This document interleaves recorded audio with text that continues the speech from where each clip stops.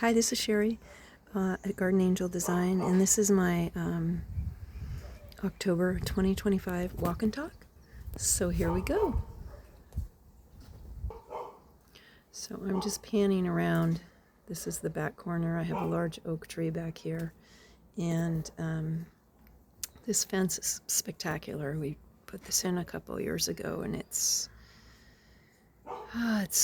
10 feet tall. It's just made such a huge difference in the garden. It's amazing.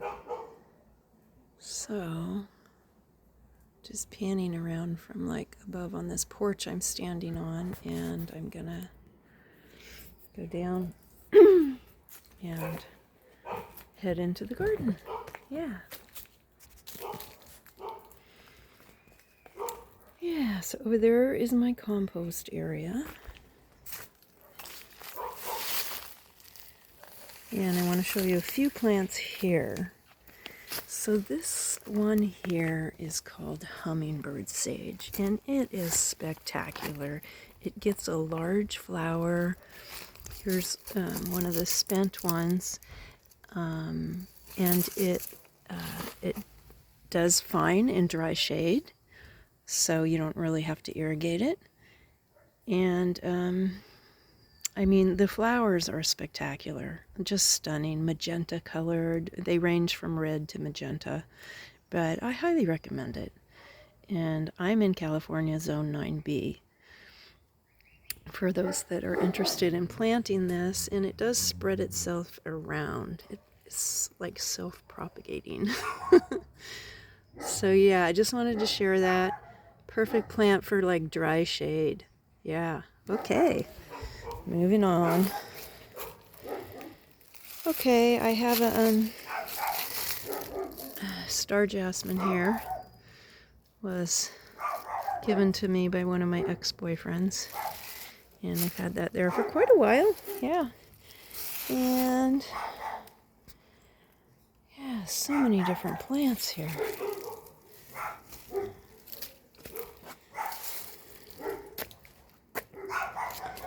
This is a trumpet vine, not blooming.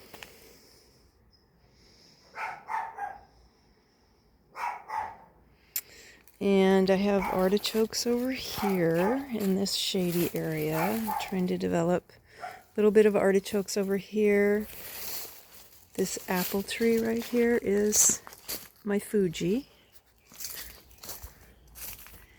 And it has quite a few apples on it this season. Now this plant, the really tall part, this is the Jerusalem artichoke. It's done blooming. It has like a sunflower type flower on it, but it's finished up. But the thing, it is definitely one of my food forest plants. It has, so what I do this time of year is I cut back these canes. You can see how I've cut them. I'm not done cutting them, but so I leave them up high like that. I cut them high so that I can find the Jerusalem artichokes under the ground. They're a tuber that grows under the ground. So it is like food. Yeah, in case there's a famine or something.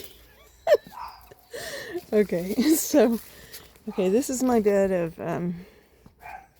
of goldenrod. Yeah, goldenrod. It's amazing. Really good for you. Makes a yummy tea. Good for your urinary tract. Keeps everything kind of tonified. And I have a, this is a French prune, this tree. It's got some issues right now. I need to spray it.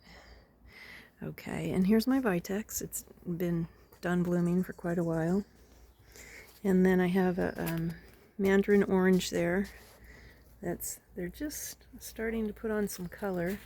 So that's nice, because this is winter food, winter fruit. And it took me a while to realize that, because with permaculture, you want to kind of have year-round fruit, if you can make that happen. So I do have that happening. It took me a while to get it figured out, but I have also these persimmons here. So those will be ripe January. They're starting to color up a little. and that's more winter fruit. And I have, this is my Asian pear, and I have to back up so you can see. It's just, I didn't prune it last season, so it's like way, way big. And, yeah, there's a lot of fruit everywhere. So Rena will be over, I think on Friday, to film my garden for her channel. So, yeah, when she comes, I'm going to be talking about definitely the perennial. They're just too hot pink for me anyway. So, this is what I want to show you here. This is one of the projects I'm doing today. So I have these heucheras, and this one's called Old La Roche, and it's just beautiful. It gets, this flower stalk is like 1.5 feet tall, like a dusty pink color, just lovely, really amazing. So I'm going to get those in the ground today. Here are some other plants I'm going to plant. This one's a salvia, a very large salvia, which I don't know the name of, but produces huge, long, fat flowers at, late autumn, which is where we're at now in California. So Salvia leucantha, Salvia leucantha. She's so beautiful. Yes. Okay, let's see. I can show you my little rose. Here's my propagation area. I am getting some of it planted. It just takes a while. Okay. So I think I want to go this way towards the front. Well, here's my succulent, my little succulent area, propagation area.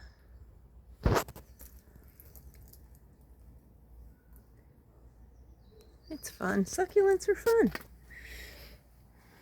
Okay, now we're going to go. We're going to loop around. So we're going to go follow this path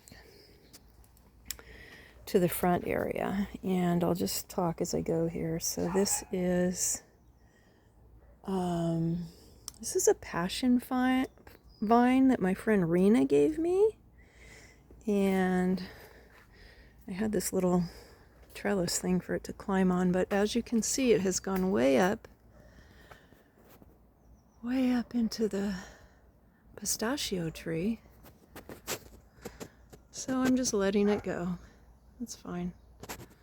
I'm going to be harvesting a lot of this pretty soon anyway. So, okay. Yeah, so here we are, a bunch of hydrangeas. Love my hydrangeas. They're just gorgeous. I like the green ones. And even over here, these ones are nice dusty pink color. Those are sweet. These are the ones I really love. This time of year, they really color up really well. And doesn't take many to fill up a vase. Really nice.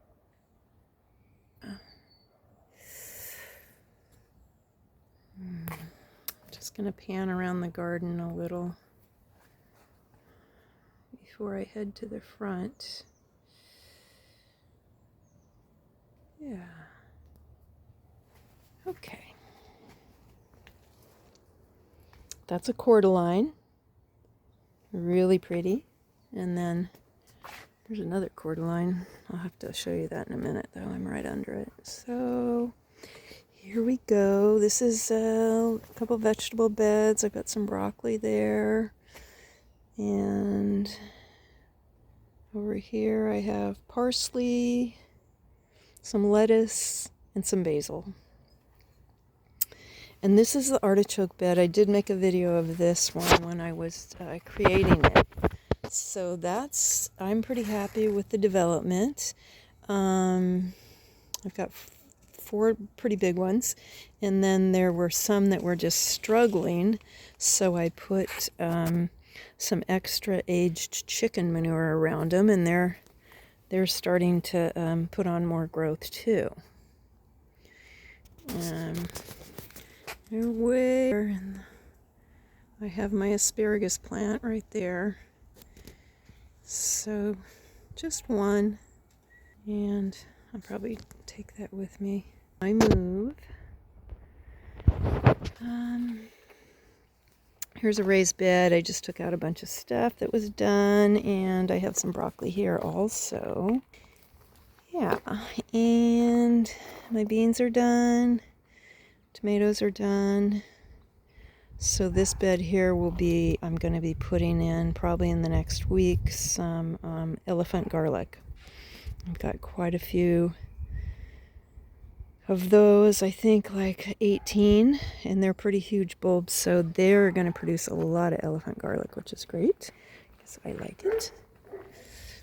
This is, so we're kind of in the front edge of the garden, and let's see, I think I'm going to go follow this path this way, and then I'll turn around so I can show you the pictures.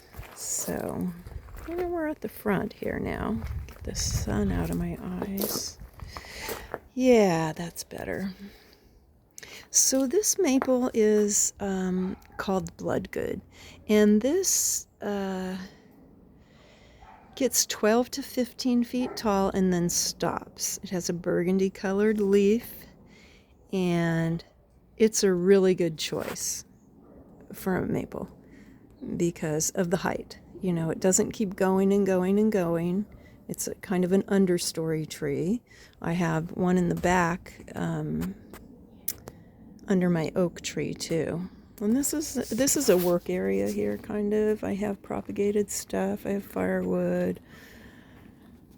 Just things I need to grab when I'm doing stuff. Now these, I have this long raised bed. Try to get, yeah, there we go. And yeah, I just planted a bunch of flowering perennials in here, and they will be blooming in, you know, in the spring. And by May, when I'm selling my house, they should be really in full bloom. So, okay, so now, oh yeah, and let's just look at this since it's right in my face here. This is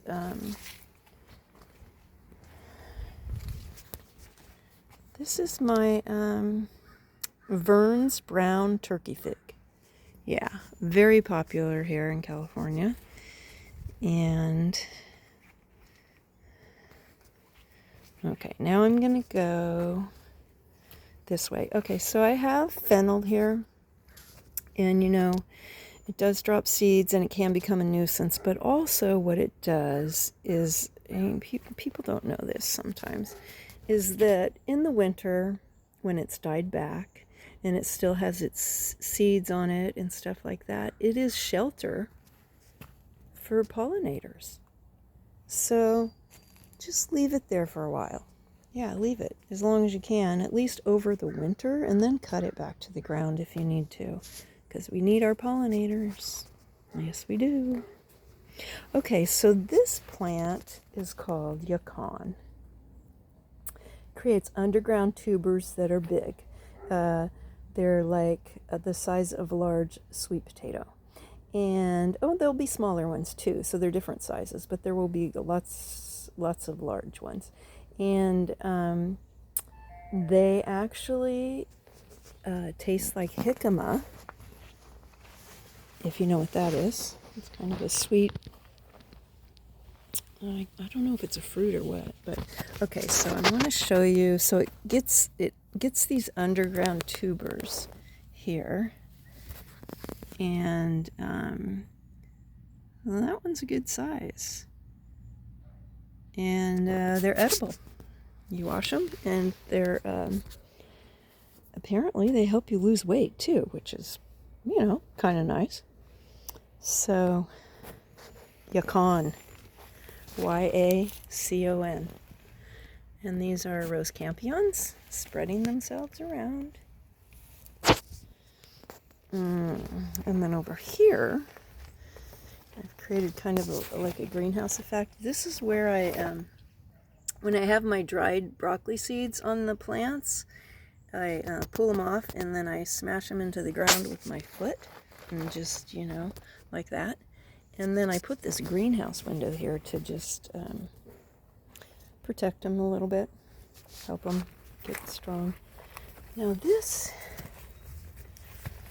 is a yellow flowering lupin. And what happens is, what time of year is that? I think it's like really early spring, late fall, early spring. They start popping up all over the garden. And it's beautiful. And yeah, came on its own. Don't know how it got here. Got some columbine. Okay, so now I'm just going to show you, I'm from a different perspective. I'm like next to the garden house, and I'm just going to pan around a little and show you the view from here.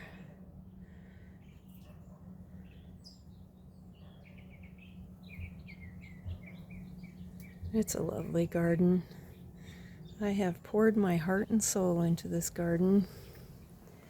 And way up there, I don't even know if you can see it from here, but there's an oak tree way up there that David, my friend, pruned. He's a climber. He's got all the equipment and stuff. So he went up there and he pruned it for me and did like a spectacular job. You know, he is getting older, but he was willing to help me out and do that for me. He was up in that tree for 5 hours, 2 days in a row. And yeah, he definitely earned his money. It turned out really nice. Okay, there's the garden house. That's where I go and do my artwork, and sometimes I go in there and sketch, and yeah, it can be used also as a guest house if I've got my aunt coming or someone coming to visit, or if, you know, if there's no room in the house, or, you know, anyway, it's nice. It's peaceful.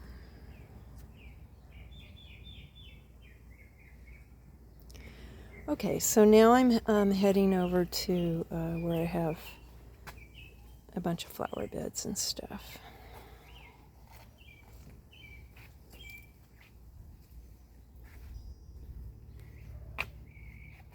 So this path goes back to my back porch over there.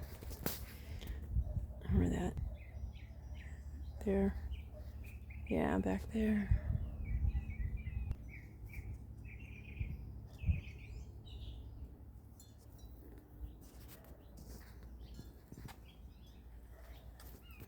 Okay, I'm going to walk over this way. This is a valerian root that a friend gave to me, and I need to get that into the ground, harvest the root, and then spread it around a little. This is a grape that was given to me by one of my clients, and I had it. It's a Thompson seedless. I had it in a pot, a big 15-gallon for, I don't know, 5 years. Finally planted it.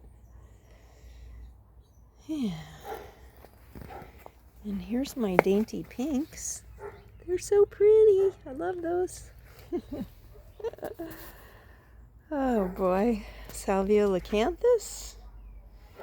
Yeah, in full bloom. This is the one I just purchased at Harmony Farms, which is a great place to get plants. But this is so vibrant. The color on it is just, whew. Mystic Spires. Lovely plant. And this is the other one I bought that day. That's Verbena, and that'll spread and make a, you know, big area. It should spread a lot. Actually, my tomatoes got put in the ground really late, and so I have like skimpy harvest on the tomatoes. But what are you gonna do? Can't do everything. So, and then this is a bed that we had planted probably about 2 months ago now, and we did line the edge of it with the rock. Loved the way it turned out. And here is this is a Meyer lemon. So my lemon, and it's continually producing lemons. Lots of buds. And that's my bear's lime. This is a camellia. So this camellia, I was told by my friend Rena, needs to get 10 minutes of watering a week from a hose, and it will incrementally put on growth in that way. It'll grow much quicker. Yeah, I just want to show you this as part of my composting system. I have this composting system that is stackable, and I realized, since I'm going to be moving in May when the house sells, is that I could actually take that, and I have 2 more that stack on top here, and I could individually use them for small raised beds, because I'm probably going to be renting for a little bit until I land where I'm going to be, and then that way I can grow some food. I got to grow some food, got to grow some flowers. You just can't stop. Okay. So let's see. Yeah. Well, this is my garden, and I just love it. I'm going to miss this garden so much.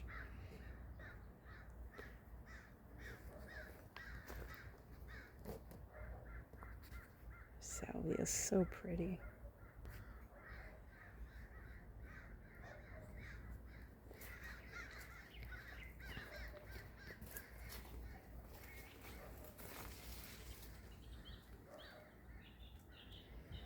Just love this garden.